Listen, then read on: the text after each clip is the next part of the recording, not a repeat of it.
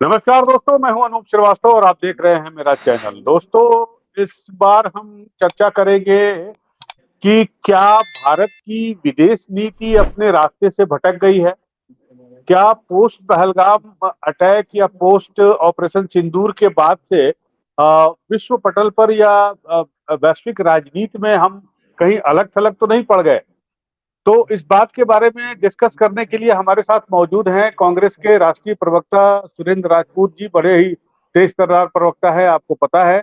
और सुरेंद्र राजपूत जी, आपका बहुत बहुत स्वागत है, आपने हमारे चैनल को समय दिया। बहुत धन्यवाद आपका अनूप भाई। आपका चैनल दिन दूनी रात चौगनी तरक्की करे। बहुत शुक्रिया, बहुत शुक्रिया। सुरेंद्र भाई, कल आपके जो नेशनल वो है प्रवक्ता है पवन खेड़ा जी, उनका एक बयान मैं देख रहा था एएनआई पर कहीं या किसी चैनल पर, कि उनका ये कहना था कि भारत की विदेश नीति जो है वो अपने रास्ते से भटक गई है, या अगर और ज्यादा कड़े शब्दों का इस्तेमाल करूं तो उनका ये कहना था कि फेल हो गई है। और दो एग्जाम्पल उन्होंने दिए रसिया का। हालांकि वो बाद में खबर गलत साबित हुई स्टील फैक्ट्री लगाने की।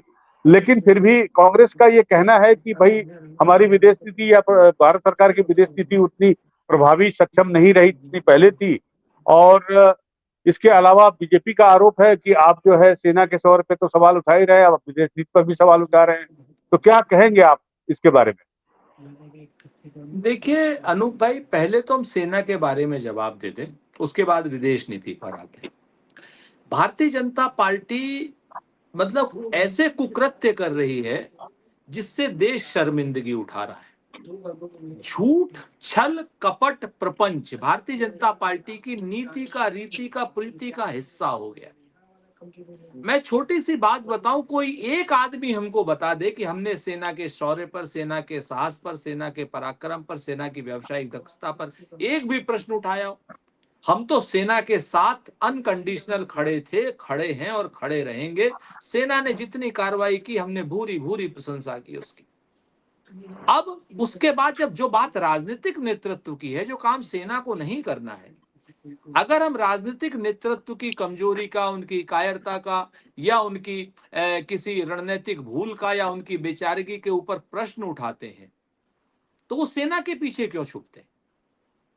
भाई आए, जवाब दें। हमने सेना से तो सवाल नहीं किया। हमने तो ये नहीं पूछा ना कि आपने क्या नाम क्या किया क्या नहीं किया। हम तो कह रहे जो सेना ने कहा, बहुत साफ सी बात, जो भी सेना ने कहा वो सब सेना ने किया। तो आज अगर हम प्रधानमंत्री से पूछ रहे हैं कि भाई आपने, हमारी सेना पीओके को लेने के लिए तैयार खड़ी थी, आपने सीज फायर डोनाल्ड ट्रंप के कहने से किया क्या? तो इसका जवाब हाँ या ना में देने की जगह कहते हैं सेना ने ऐसा किया, सेना के ऊपर प्रश्न उठा रहे। हम जब पूछ रहे हैं कि जयशंकर ने 7-8 तारीख को अपने ऑपरेशन शुरू होने से पहले, जयशंकर ने स्वयं कहा कि साहब हम जो है वो हमने बता दिया था वहां कि हम सैनिक ठिकानों पर हमला नहीं करेंगे और सिविल ठिकानों पर हमला नहीं करेंगे। तो हमने उनसे पूछा अगर कि साहब, जयशंकर के वहां बताने से क्या हाफिज सईद की जान बच गई, मसूद अजहर की जान बच गई? क्या ऐसा हुआ? क्या हमें जो, हमारी सेना को जो कोलेटरल डैमेज हुआ वो उन्हीं के बयान की वजह से हुआ क्या? ये हमने राजनीतिक नेतृत्व सवाल पूछे। लेकिन राजनीतिक नेतृत्व अरे सेना पर सवाल उठा रहे, सेना पर सवाल। भैया उसमें 900 उसमें और एक बात ये जोड़ रहे हैं कि आप सबूत मांग रहे हैं जी मैं आपको, वही जबकि सेना सेना ने सारे सबूत आपको दिए, सारे वीडियो वो दिए, मैं, बावजूद उसके आप सबूत मांग रहे हैं। आप ये पूछ रहे हैं कि भाई साहब कितने एयरक्राफ्ट हमारे उसमें बर्बाद हुए, नहीं हुए, क्या हुए, जबकि सेना की तरफ से ऐसा कोई बयान नहीं आया है। हमने कोई सवाल नहीं पूछा। हमने तो ये पूछा कि जयशंकर के बयान के बाद क्या जयशंकर के बयान की वजह से हिंदुस्तान की सेना को कोई कोलेटरल डैमेज हुआ क्या? क्या कोई राफेल गिरा क्या? कल रेवंत रेड्डी ने पूछा कि साहब हमारे हिंदुस्तान में आंध्रा के बने हुए यानी तेलंगाना के बने हुए फाइटर जेट्स ने, साजो सामान ने पाकिस्तान की ऐसी तैसी कर दी, उनके सारा डैमेज कर दिया। मोदी जी जो राफेल लेकर के आए थे उसने पाकिस्तान में कितना नुकसान किया? अगर ये पूछना मोदी जी से, तो हमने कहा सेना पर प्रश्न किए।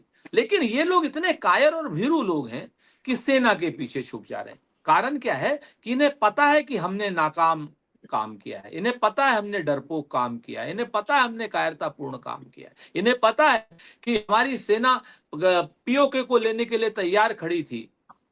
पता नहीं कि पाकिस्तान से मिले थे या कोई बात थी या बिरयानी खानी थी, मालूम नहीं, लेकिन पीओके नहीं लिया इन्होंने। क्यों नहीं लिया भाई?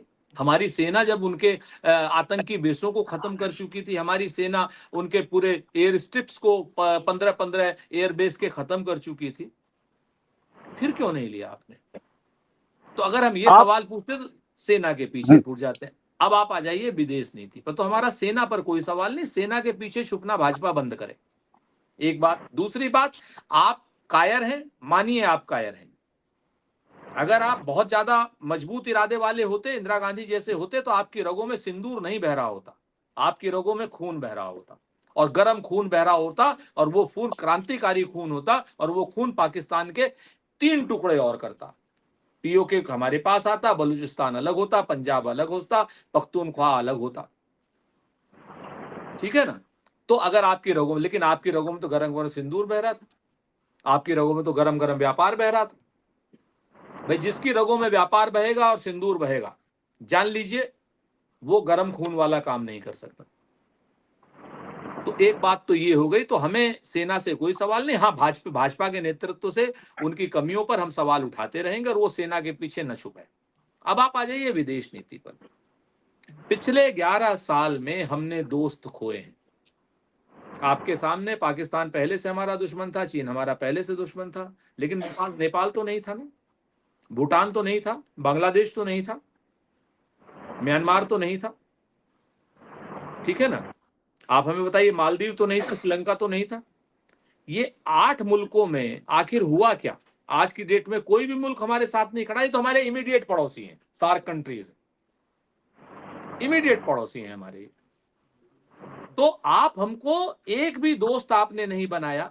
73 देशों में आपने एक यात्रा की, नरेंद्र मोदी जी। आपके विदेश मंत्री ने कितने देशों में, वो तो गिनती नहीं, लेकिन नरेंद्र मोदी जी ने 73 देशों में 126 यात्राएं की।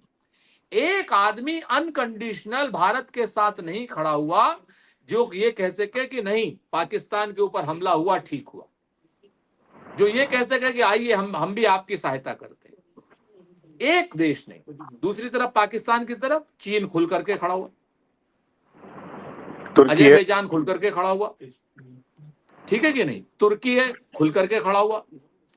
तो मेरा ये कहना है कि ये आखिर ये कौन सी विदेश नीति थी कि आप तो गले मिल रहे थे, चाय पिला रहे थे, झूला झूला रहे थे, माय डियर ट्रंप कह रहे थे, हाउडी ट्रंप कर रहे थे, नमस्ते ट्रंप कर रहे थे, अब की बार ट्रंप सरकार कर रहे थे। आप क्या नाम, इटली के प्रधानमंत्री के साथ और फ्रांस के मैक्रों के साथ, जर्मन के चांसलर के साथ लगातार सबके गले मिल रहे थे, तुर्की वाले के साथ, अर्दोगन के साथ भी गले मिल रहे थे। तो आखिर ये कौन सा कारण हुआ कि एक भी देश आपके साथ खुल करके नहीं खड़ा हुआ? तो ये विदेश नीति की विफलता है या नहीं है? आप हमें बताइए। अगर ये विदेश नीति की विफलता है तो हम सवाल किससे पूछेंगे? सवाल तो मोदी जी से ही पूछेंगे ना। मोदी जी सवाल का जवाब देने की जगह मीडिया को शू कर देते हैं, और मीडिया हाँ हाँ हाँ हाँ करने लगती है। मैं मेन स्ट्रीम मीडिया की बात कर रहा हूं। मोदी जी की पीएमओ से मीडिया को शू किया जाएगा, चल शू, और मीडिया विपक्ष पर हाँ हाँ हाँ हाँ हाँ करने लगता है। राहुल गांधी पर सवाल है कि सेना सवाल किया, सेना सवाल किया। अरे बेवकूफो, कम से कम देख तो लो कि सवाल किस पर किया है। और ये वो मीडिया है, वो इतनी आतंकित मीडिया है कि इन्होंने तो डर करके पाकिस्तान पर कब्जा कर लिया था रात में। इस्लामाबाद पर, लाहौर पर, रावलपिंडी पर, कराची पर शहबाज शरीफ को भगा दिया था देश से, मुनीर को गिरफ्तार करा लिया था, और पूरे पाकिस्तान का रजिस्ट्री करा ली थी अपने नाम। रामदेव वहां पर गुरुकुल खोलने जा रहे थे। तो अब आप बताइए, और सुबह सुबह सब वापस कर दिया। तो ये मीडिया को पीछे हमारे छोड़ देते हैं। नहीं, आपके कहने का मतलब मैं समझ रहा हूं। आपके कहने का मतलब ये है कि जो ये पोस्ट पहलगाम जो ऑपरेशन सिंदूर का एक्शन हुआ, उसमें पहले डिप्लोमेटिक एक्सरसाइज नहीं की गई प्रॉपर तरीके से, आप कहने का मतलब ये है। लेकिन आज की तारीख में तो तमाम सर्वदलीय दल जो है वो तमाम दुनिया के देशों में गए हैं, सब जगह बता रहे हैं, और कुछ लोगों ने अपनी गलती मानी भी है। जैसे कोलंबिया में वो दिया गया था, श्रद्धांजलि दी गई थी पाकिस्तान में जो मरे थे, लेकिन बाद में उन्हें गलती हुई कि उन्हें आप ही के नेता शशि थरूर ने ये जानकारी दी है कि भाई उनको गलतफहमी हो गई थी, और इसलिए वो उसको वापस ले रहे हैं स्टेटमेंट, और फिर दोबारा जो है वो स्टेटमेंट जारी करेंगे। तो एक्सरसाइज तो कर रही है भारत सरकार, इसमें कहाँ कमी है? एक बार सर ना, अगर जंगल का राजा गलती से, मैं इस बात से भारत की सरकार का कोई मतलब नहीं है, मैं पहले बता दूं, जंगल का राजा अगर गलती से बंदर हो जाए तो वो एक डाल से दूसरी डाल पर कूदे, दूसरी डाल से पहली डाल पर, पहली से तीसरे पेड़ पर कूदे, एक्सरसाइज तो पूरी हो रही है, लेकिन रिजल्ट क्या आ रहा है? आप इस चीज को देखिए। सर्वदलीय प्रतिनिधि मंडल गया सब देशों में, हमने भी साथ भेजा, हम पूरी तरीके से आतंकवाद के खिलाफ सेना के साथ में, भारत सरकार के साथ में है, अनकंडीशनल हमने भेजा। लेकिन हासिल क्या किया? अमेरिका गया हमारा सर्वदलीय प्रतिनिधि मंडल, किस अधिकारी से मिला? आप मुझे बताइए कि अपने साथ एक एएनआई को ले गए हैं ये लोग, नाम लेके कहता हूं एजेंसी का, एएनआई को ले गए हैं। उस एएनआई की खबर के अलावा पूरी दुनिया से एक अखबार की खबर दिखा दो, एक मीडिया की खबर, लेमोंडे की खबर दिखा दो, सीएनएन की खबर दिखा दो, बीबीसी की खबर दिखा दो, वॉइस ऑफ अमेरिका की खबर दिखा दो, वॉइस ऑफ जर्मन की खबर दिखा दो, आप किसी की खबर, फॉक्स न्यूज की खबर दिखा दो, सिर्फ एएनआई जो जिसको साथ ले गए हैं अपने जहाज में बैठा करके, सारे सातों प्रतिनिधि मंडलों में एक एक टीम एएनआई की गई, उसके अलावा अगर आप खबर दिखा दो तो आपको पता चले कि हाँ साहब, हमारे प्रतिनिधि मंडल का, जैसे हमारा प्रतिनिधि मंडल टहल रहा है और वैसे ही अभी तक वो आतंकवादी भी खुले टहल रहे हैं आपके सामने। तो हासिल क्या किया? तो विदेश नीति की ये विफलता नहीं तो और क्या है? और जब हम ये बात कह देते हैं तो भैया हमको देशद्रोही कहने लगते हैं। एक नया ट्रेंड इन्होंने शुरू कर दिया, इंदिरा गांधी जी के खिलाफ बोलने का, जवाहरलाल जी के खिलाफ बोलने का। युद्ध में इंदिरा गांधी जी की इतनी बड़ी विजय, 2500 साल में हिंदुस्तान को इतनी बड़ी विजय कभी प्राप्त नहीं हुई थी, जब हमने एक देश के दो टुकड़े किए थे, इतिहास ही नहीं भूगोल भी बदल दिया था। उसमें लोग कहते हैं कि इंदिरा गांधी ने 93,000 फौजियों को छोड़ दिया, उनकी नैतिक हार हुई। अरे भाई, भाजपा पाकिस्तान की भाषा बोल रही है, पाकिस्तान की एजेंट हो गई है। जो भाषा पाकिस्तानी बोलता, पाकिस्तानी भी कहता है इंदिरा गांधी नहीं जीती थी, भाजपा भी कह रही है पाकिस्तान, इंदिरा गांधी नहीं जीती थी। युद्ध भारत नहीं जीता था, ये पाकिस्तानी भी कह रहे हैं, और इंदिरा गांधी ने 93,000 सोल्जर्स जो है वो वैसे ही छोड़ दिए थे, ये भाजपा वाले भी कह रहे हैं। तो ये भाजपा वालों का और पाकिस्तान का कौन सा रिश्ता है आपस में? अच्छा सर, आपके स्टेटमेंट से दो बातें निकल के सामने आ रही हैं। पहली बात तो ये कि मीडिया मैनेजमेंट पर आप सवाल उठा रहे हैं। ये जो प्रतिनिधिमंडल बाहर गया, अपने साथ जो है सिर्फ एएनआई को ले गया, पहली चीज। और दूसरी चीज, आपने पिछले दिनों देखा भी होगा कि जब ऑपरेशन सिंदूर चल रहा था तो विदेशी मीडिया को खुली छूट थी, पाकिस्तान में वो कवरेज कर रहा था। तो आपके कहने का मतलब ये है कि हमें विदेशी मीडिया को भी जो सर्वदलीय प्रतिनिधिमंडल गया है वो उनको बुलाना के बताना चाहिए, या उनको साथ में ले जाना चाहिए था, या फिर जिस तरह से पाकिस्तान ने खुली छूट दी विदेशी मीडिया को अपने अपने यहाँ कवरेज करने की, अपने यहाँ जो बम बम गिर रहे थे, जो तबाही हो रही थी उसको दिखाने की, उस तरह का काम भारत को भी करना चाहिए था। क्या आपकी सरकार होती तो आप ऐसा ही करते? नहीं, हमारी ये बात नहीं थी, आप उसको थोड़ा मिसकंसेप्शन में ले गए। हम बिल्कुल, वो जो भारत सरकार जो कर रही थी युद्ध के समय में जो किया वो अच्छा किया उन्होंने, हम उसकी बात बिल्कुल नहीं कर रहे। हमारे मीडिया ने गैर जिम्मेदाराना रवैया अपनाया है। हमारे मीडिया ने पाकिस्तानी गद्दारों को अपने चैनल पर बैठाया है।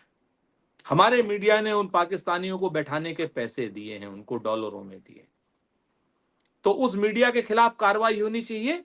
युद्ध के समय में आपने दुश्मन देश के लोगों को क्यों बैठाया? ये तो हो गई एक बात। मैं दूसरी बात कह रहा था, मैं ये कह रहा था कि जो सर्वदलीय प्रतिनिधि मंडल विदेश गया है, जहां एएनआई को वो साथ ले गया, औरों को ले जाए ना ले जाए, अनूप को ले जाए ना ले जाए, हमें मतलब नहीं है। हम ये कह रहे हैं कि जिस देश में आप गए हैं उस देश की मीडिया ने आपकी कवरेज की क्या? नहीं की। उस देश का मीडिया, यानी आप उस देश के लिए अवांछित टाइप हैं। आप अमेरिका में ये बताइए कि किस अमेरिकन चैनल ने, किस अमेरिकन प्रिंट ने, किसने उसकी कवरेज की और किस किस से वो मिले? अब कोलंबिया है, पनामा है, मतलब बिंदु बराबर देश है। आप अमेरिका के लिए जाने जाते हैं, आपके दोस्त अमेरिकन हैं, और आप कोलंबिया की बात कर रहे हैं।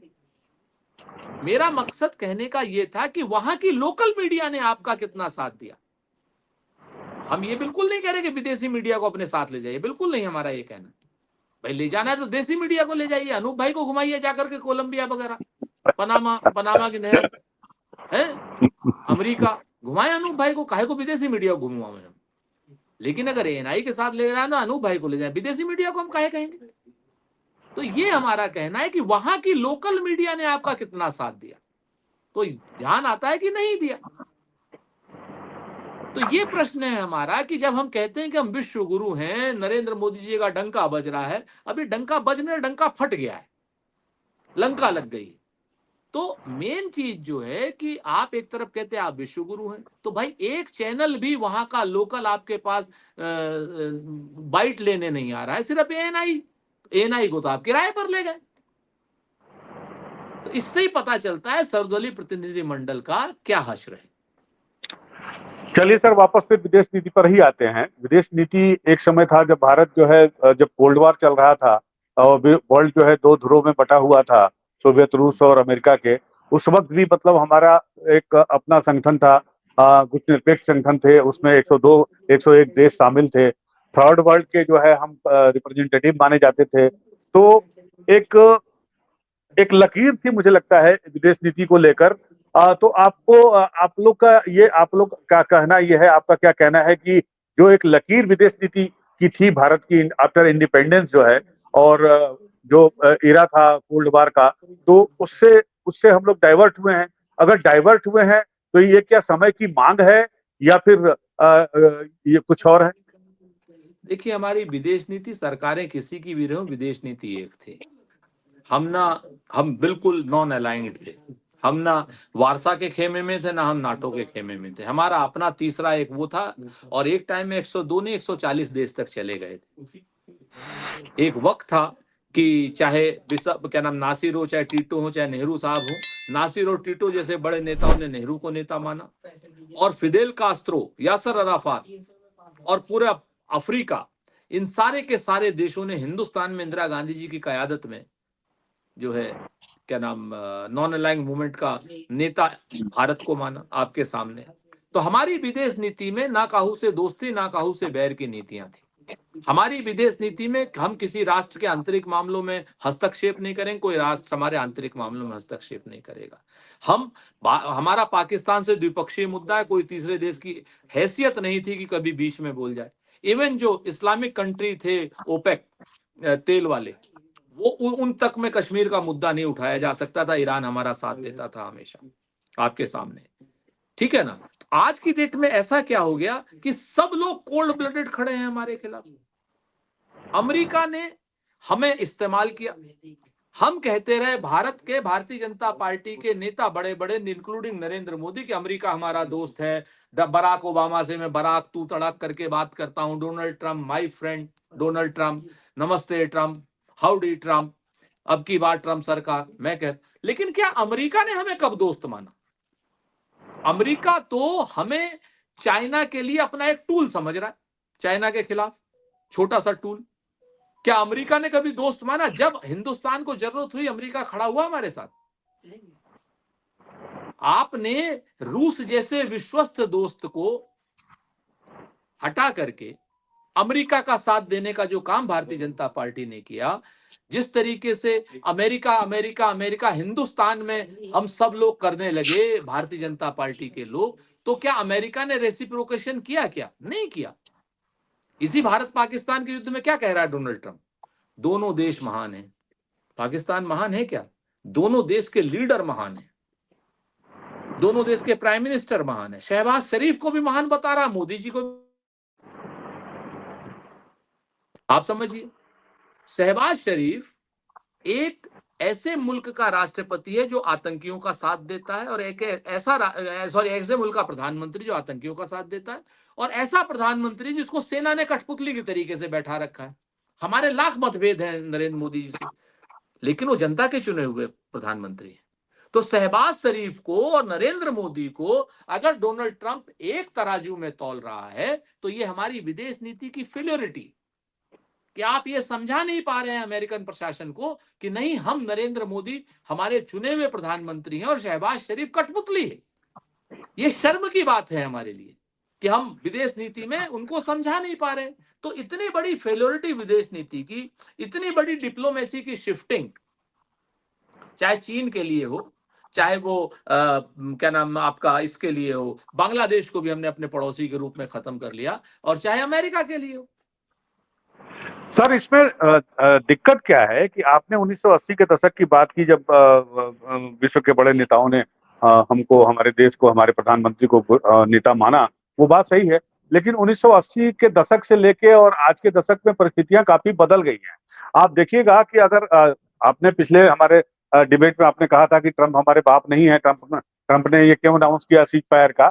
लेकिन ट्रंप ने जब ये अनाउंस किया तो उन्होंने एक लाइन भी बोली थी कि भाई ट्रेड, हम व्यापार नहीं करेंगे। मैंने इन दोनों को कहा कि हम आपके साथ व्यापार नहीं करेंगे, इसलिए दोनों जो है वो तैयार हो गए सीज फायर के लिए। तो जो अब आज की तारीख की विदेश नीति है, चाहे वो किसी कंट्री की हो, भारत की हो, पाकिस्तान की हो, रसिया की हो, अमेरिका की हो या यूरोप की हो, तो आपको लगता नहीं कि अब वो बिजनेस सेंट्रिक हो गई है? मतलब अगर उसके व्यापारिक हित हमारे कंट्री में साध रहे हैं या उसको वो साध सकता है, तो उसी हिसाब से हर देश की अब विदेश नीति तैयार हो रही है। तो इसमें अब व्यापार बढ़ाना है अमेरिका से, तो भारत अमेरिका अमेरिका कर रहा है, इसमें दिक्कत क्या है? अगर आपको व्यापार और व्यापारिक हितों की ही बात करनी है तो नरेंद्र मोदी जी को उतारिए प्रधानमंत्री पद से, भाजपा वालों, गौतम अडानी को बना लीजिए ना सीधे सीधे। जैसे सीधा व्यापारी डोनाल्ड ट्रंप वहां राष्ट्रपति बना हुआ है, ऐसे ही सीधा व्यापारी गौतम अडानी को या मुकेश अंबानी को प्रधानमंत्री बना दीजिए। अगर आपको सिर्फ व्यापारिक हित देखने, देश का हित नहीं देखना है तो नहीं आप नहीं, देखिए। मेरा कहने का मतलब कि सिर्फ भारत के लिए नहीं है, ये तमाम देशों के लिए है, अमेरिका के लिए भी है। अमेरिका भी का भी इंटरेस्ट जो है, क्रिप्टो वाला इंटरेस्ट अरे आपको पता ही भाई, है। डोनाल्ड ट्रंप के बेटे कौन सा जो है क्रिप्ट पाकिस्तान होके गए थे, तो वो उसका तो इंटरेस्ट जो है बिजनेस में है, चाहे वो पाकिस्तान से हो और चाहे वो हिंदुस्तान से है। अगर दोनों को वो बराबर पलड़े में रख रहा है तो अपने बिजनेस इंटरेस्ट को लेकर रख रहा है। एक कहते हैं ना, एक तराजू में प्यार रख, एक में सारा संसार। यहाँ एक पलड़े में प्यार रख, एक में सारा संसार, और तौले से ही जानिए किसमें कितना भार। आप पाकिस्तान की बात कर रहे हैं क्रिप्टो का। अरे जो खुद भूखा नंगा देश है, भैंसे बेच करके राष्ट्रपति का खर्चा चला रहा है, वो क्रिप्टो कहां से ले लेगा? फॉल्स खबर है, एक बात। दूसरी बात, वही व्यापार यूक्रेन और रूस, और वही व्यापार गाजा और इजराइल अमेरिका की नहीं मान रहे।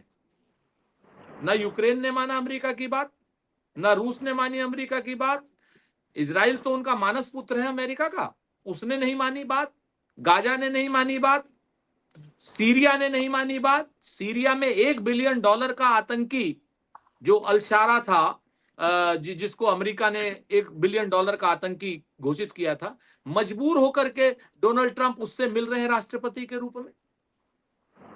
तो सिर्फ ये व्यापार की का प्रभाव दे करके, दबाव दे करके क्या सिर्फ हिंदुस्तानी को दबाया जाएगा? दबाया उसी को जा सकता है जो दबने के लिए तैयार हो। रूस, पुतिन नहीं दबे, जेलेंस्की नहीं दबे, इजराइल नहीं दबा, खाली हिंदुस्तान ही क्यों दबा? पाकिस्तान भी नहीं दबा, क्योंकि पाकिस्तान तो भूखा नंगा वैसे घुटनों पे बैठा हुआ था। दबा तो हिंदुस्तान। हमारी सेना जो पीओके लेने जा रही थी, हमारी सेना जो बलूचिस्तान को आजाद कराने जा रही थी, और हमने उनको वास्तव में पछाड़ दिया था, पाकिस्तानियों को खत्म कर दिया था, हम ले लेते। तो हम तो दब करके, कौन सा व्यापार ऐसा भैया? या तो अडानी का कोई व्यापार होगा तुम्हारा, या हो सकता है आपका कोई व्यापार हो, हम तो नहीं मानते आपका व्यापार होगा। लेकिन आखिर आपने कौन सा दबाव माना? रूस ने भी नहीं व्यापार का दबाव माना, यूक्रेन ने भी नहीं माना, सीरिया ने भी नहीं माना, और गाजा ने भी नहीं माना, और फिलिस्तीन ने भी नहीं माना। साले छोटा सा देश है यमन, उसका एक छोटा सा अदना सा एक ग्रुप है हुती, उसने भी नहीं माना। तो अमेरिका की बात भारत छोड़ करके कोई नहीं मान रहा है, अमेरिका की बात मोदी जी छोड़ करके कोई नहीं मान रहे। अब इससे बड़ी फेल्योरिटी क्या होगी? तो आप व्यापार के नाम पर लोगों को भ्रमित मत कीजिए। व्यापार के नाम पर भारत के अलावा किसी भी देश ने कोई दबाव नहीं माना है, ऐसा मानना है। और अगर भारत ने भी व्यापार दबाव नहीं माना है तो मोदी जी को स्पष्ट कहना चाहिए। अरे सर, हम चौथी इकोनॉमी बन गए, मैं तीसरी बननी है, उसके बाद हमें विकसित देश बनना है 2045 में। सर बिल्कुल बनिए ना, हम तो शुभकामनाएं देते हैं। अगर हम विकसित इकोनॉमी बनेंगे तो ये तो हमारे लिए, आपके लिए, दोनों के लिए खुशी की बात है। भाई आज की डेट में मेरा भी एक बड़ा सा स्टूडियो हो जाए जहां पर क्या नाम, मैं आपके साथ स्काई नेट या और तेज टेलीविजन उसके जरिए बात कर सकूं, और आपका भी एक 7 मंजिली इमारत का ऑफिस हो जाए, तो इसमें किसको क्या बुराई हो सकती है। हम तो चाहेंगे कि देहु शिवा बर मोहे ये शुभ कर्मंते कबहू न टरे न डरे हरिसो जब जाए लड़े निश्चय कर अपनी जीत करें। हम तो कहेंगे इस बात को, लेकिन ये होगा तो तब ना जब मेरी और आपकी आमदनी बढ़ेगी। हमारी और आपकी आमदनी $2,400 है पर ईयर, और जिस इकोनॉमी को हमने पछाड़ा है यानी जापान को, वहां की प्रति व्यक्ति आय $35,000 है। जी जी, और जिसको हम 34,000। पछाड़ने का है, चौंतीस जिसको हम हजार पछाड़ने का ख्वाब देख रहे हैं, अमेरिका की, हम्म। वहां की प्रति व्यक्ति आय $72,000 है पर ईयर, और हमारी 2,400। आप बताओ हमको। तो ये अडानी की, अंबानी की, रुहिया की, फलाने की, ढिमकाने की, कुछ 10-20 उद्योगपतियों की आय को या उद्योगपतियों के व्यापार को अगर आप जीडीपी मानते हैं तो आप बहुत बड़ी गलत फहमी में हैं। जीडीपी तो गांव गांव, पांव पांव, नगर नगर, डगर डगर, आम आदमी की जीडीपी जब बढ़ेगी, जब आम आदमी की प्रति व्यक्ति आय $72,000 होगी, तब हमारी अर्थव्यवस्था चौथी हो, तीसरी हो या 35वीं। आज की डेट में तो प्रति व्यक्ति जो हमारी आय है वो दुनिया में 135वें नंबर पर है, हम गरीब हैं। तो ये झुंझुने मत पकड़ाइए, काम दीजिए, व्यापार दीजिए, बिजनेस दीजिए, नौकरी दीजिए, पर प्रति व्यक्ति आय बढ़ाइए, हम अपने आप ऊपर हो जाएंगे। आंकड़े दीजिए खाली, सिर्फ आंकड़ों से क्या आप करेंगे लेकर के। आप बताओ, आप दूर क्यों बैठे हुए हो? बढ़िया आते ना लगता क्या नाम, कैटलेक में या उसमें मर्सिडीज में इंटरव्यू लेने के लिए, या हमको हमारे पास भेज देते पर्सनल हेलीकॉप्टर, तो भले ही 10वीं अर्थव्यवस्था होती, हमें अच्छी लगती।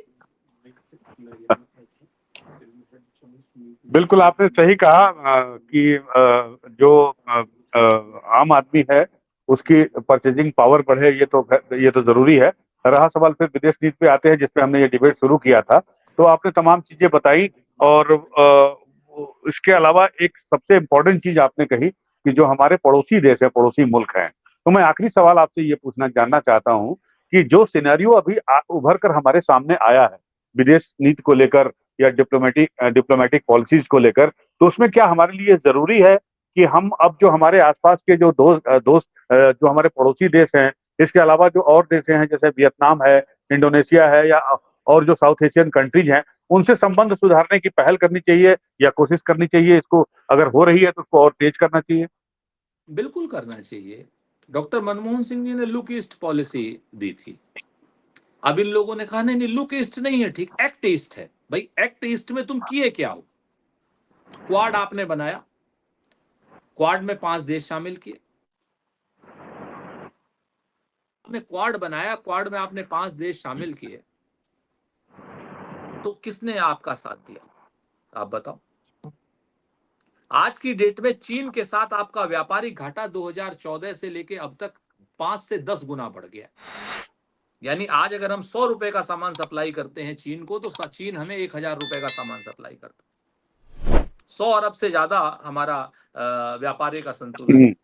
कहना नरेंद्र मोदी जी ने एक चीज और मान ली कि भाई उनकी मेक इन इंडिया फेल हो गई। कहीं छोटे छोटे आंखों वाले गणेश जी आ रहे हैं। अरे छोटी छोटी आंखों वाले तो आपने पटेल जी भी बनवा लिए थे चीन से। आपके पास एक मूर्ति अपने हिंदुस्तान में नहीं बनवाई गई और आप बात कर रहे हो चीन की। और छोटी छोटी आंखों से क्या आप हमारे नॉर्थ ईस्ट के भाई बहनों को आप बेइज्जत करना चाहते? मेक इन इंडिया में अभी एयर चीफ मार्शल ने भी परसों बयान दे दिया, सिंह साहब ने आपके सामने, कि एमओयू कर लेते हैं, सामान सप्लाई करते नहीं, टाइम से सप्लाई करते नहीं। मेक इन इंडिया के नाम पर हमारी एयरफोर्स को बड़ा नुकसान सहना पड़ रहा है। हमारी मत मानिए, कम से कम उनकी तो मानिए। तो ये जो झूठ है, छल है, कपट है, सरकार अभिभावक की तरीके से होते हैं परिवार के। और अनूप भाई, आप अगर किसी परिवार के अभिभावक हैं तो परिवार भले ही घाटे में रहे, तंगी में रहे, खाना ना खाए या हेलीकॉप्टर में घूमे, लेकिन परिवार का अभिभावक अपने परिवार से झूठ नहीं बोलता है।